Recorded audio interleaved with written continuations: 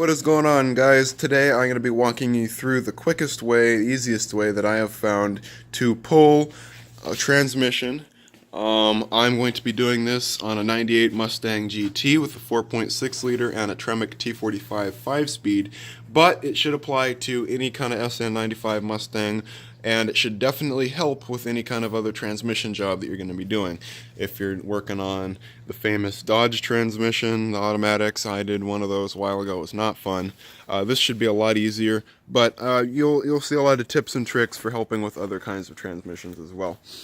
This particular one is going to be pretty easy because it only weighs 75 pounds dry, and to jack the tranny up I'm going to be using this floor jack and a board, and I'll show you how that'll work in just a second.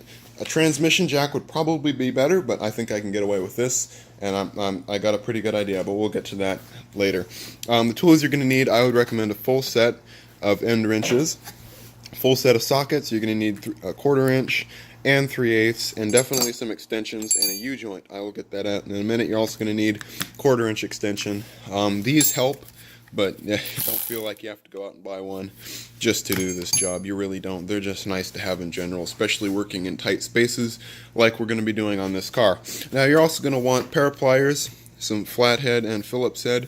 The flathead is going to be more of a pry bar and help take electrical connections loose, but if you have a pry bar, that would probably work better so you don't risk bending your screwdriver. You're also going to need a 12-point end wrench. I can't remember if it's 10 millimeter or 3/8, but we will find out when we get under there. The most important part is you are going to need a 12-point so you don't risk stripping the bolts on the drive shaft when we pull that out. But don't worry, this is all very easy. I'm going to be doing the clutch, and this is the easiest way that I've found to do it. So let's get going.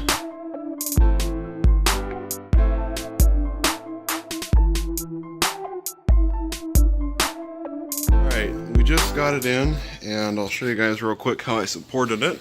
I'm pretty paranoid about supporting cars because I'm used to working on lifted trucks, which you don't need to jack up. So the idea of having the wheels off the ground kind of unnerves me, but the way I did it is I put 2 jack stands under the rear end and then 2 little blocks under the wheels in case they fall off the jack stand. I put 2 jack stands on the frame rails right here, and then same on the other side, and then I put ramps under the wheels and a little bottle jack under the cross member. I jacked it up first from the cross member with this big floor jack, slid the jack stands under there, then jacked it up from the jack points on the side here where that frame stiffener welds up, and slid the ones under the back. So I think it's up there pretty good, and now we're ready to disconnect the battery terminal because we are going to be working with electrical connections. Mine's pretty loose. There we go. Get that out of the way. Now we're going to get under there and disconnect the wiring harness. Alright, so I lied actually. First thing you got to do is remove the shifter and shift boot. The knob just twists off. First, also, I hate this shift knob. It's perfect size, but I think the white does not go with the saddle interior. I'm going to be selling it if any of you guys want a white shift knob. Just hit me up in the comments. I'll figure something out. Alright, take that off. Now, this thing just pops up. You can peel that up. Then you're going to want to disconnect your 12-volt power supply here. It's very easy. Just pull this little connector off, pull this little guy off, and since we already disconnected the battery, we don't have to worry about getting shocked. Set that aside, and now you're going to want to remove this shift boot, the shifter arm, the upper control arm, and the housing cover, and I'll get tools for that. So there's 2 10mm bolts that hold the shifter onto this little strut here, and then there's 4 8mm bolts that hold boot housing down.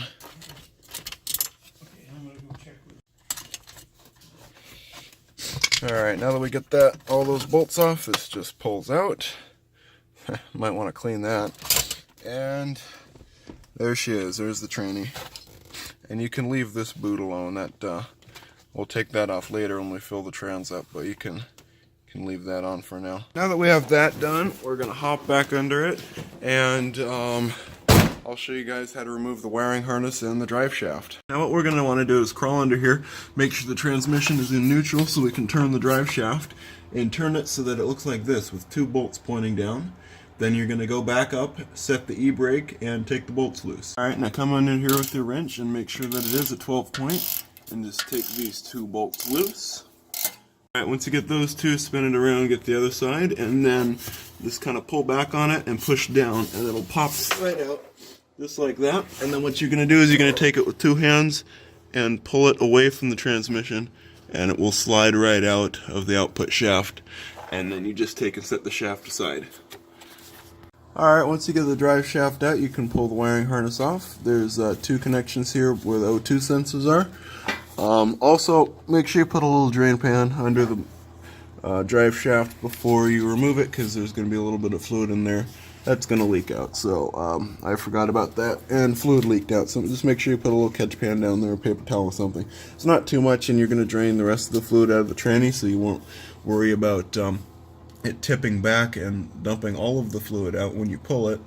But just make sure you put a little something back there and be prepared for that. So with the harness, you just take the O2 sensors loose. There's a speed sensor right there. There's a reverse sensor over on the driver's side. Right up there. And then the wiring harness just kind of dangles down. Just sort of tuck it out of the way so that it doesn't get in the way for lowering the transmission. Now that we got that out, we are going to remove the exhaust. Alright, so the first thing you're going to want to do when removing the exhaust is take the flange bolts loose up here on the headers. There's 2 on each side. This one works real well if you use a U-joint and an extension. And you can just crank it off like that. That one over on the other side I didn't need an extension for, or I didn't need a U-joint for, but I still needed the extension. And then over here there's one that you can kind of get at. Come here. Where'd it go? Over here it's a little bit trickier. One of them you're going to need to remove the starter motor to get at, and we're going to need to remove the starter motor anyway. But you can kind of see the flange up there past the O2 sensor. Right up there. Well, it's a little bit tricky, but there's 2 bolts up there, and they are 18 millimeter. What I'm going to do is I'm going to take my pry bar and stick it in here on the clutch fork, push it forward, take the tension off that linkage, then move the linkage over towards the clutch, and there's a bigger hole there so you can disconnect the linkage. You could use a flathead for this, but I'm going to use a big pry bar because I have one and it's a little bit easier.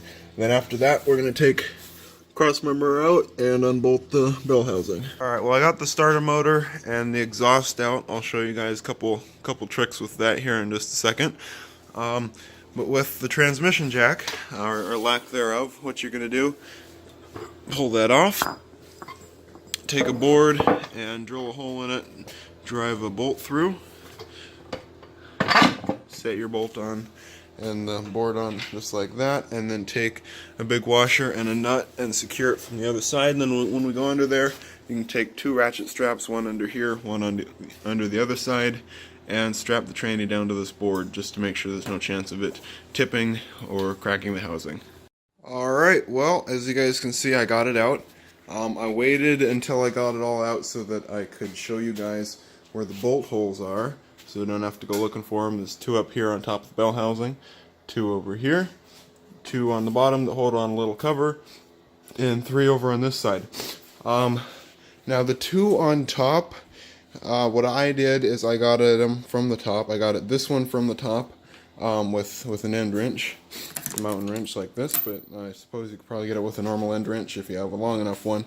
If not, just drop the lower end of the transmission down so that you tilt the engine and transmission, and you can kind of get up in here with the big long extension and get those 2. But those were definitely tricky up there.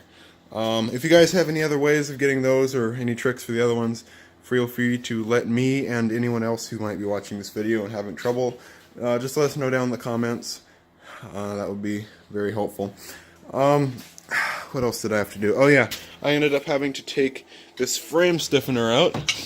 That's an aftermarket thing, not Most sn95s won't have that, I don't think. Something the previous owner put on, but I had to take that off. And yeah, it was pretty simple once I got all those, and it just lowered right out. And with this one, there's a lot of play in the input shaft, so that's going to need rebuilt. It's grinding in third and fourth. Going to look at the shift forks. I'll make a separate video on tearing this down and doing the clutch, and that's it for now. Thanks for watching. When you're taking the starter out, the middle bolt I actually got with a series of extensions coming from the very front of the engine, and then I think a flex head 3/8 drive at the very end, and I think I had like 4 or 5 extensions on there to get all the way through past the wheel and everything down to the starter motor and take that middle bolt loose. The bottom one you can just get with any kind of end wrench or socket, and then the top one I actually got with a tiny little 1/4 inch ratchet that I got stuck way up there on top of the starter motor, and just spun that out. So that was pretty easy. And then last but not least, if you guys have any questions or comments or notice that I did anything wrong, please let me know and let others know down in the comments so we can all learn. And thanks for watching. Also, if you guys are new to the channel, we do a lot of other stuff here besides just working on this Mustang, besides pulling transmission. If you guys are interested in the Mustang, feel free to subscribe, stay tuned for more. I'm going to be uploading some videos soon about the infamous throwout bearing knock and the squeaking noise that happens in these Mustangs, you know, where you tap on the clutch and the noise goes away and you take your foot off and it comes right back. I'm going to be showing you all about how to fix that problem. So if you're having that trouble with your transmission, that's why you're thinking of pulling it, make sure you check out that video first, and you might save yourself some time and money, you know? You never know. And I'm going to be doing a lot of other stuff to the car too, like some new LED headlights, HID headlights, and the whole 9 yards. So thanks for watching, guys, and yeah, I'll see you guys later.